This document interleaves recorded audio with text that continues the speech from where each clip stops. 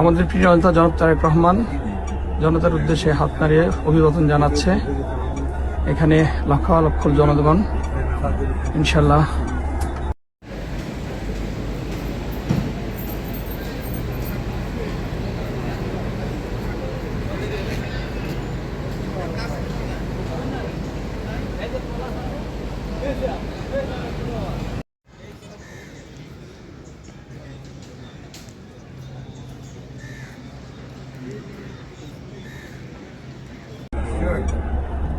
আমাদের প্রিয় নেতা জনাব তারেক রহমান জনতার উদ্দেশ্যে হাত নাড়িয়ে অভিবাদন জানাচ্ছে।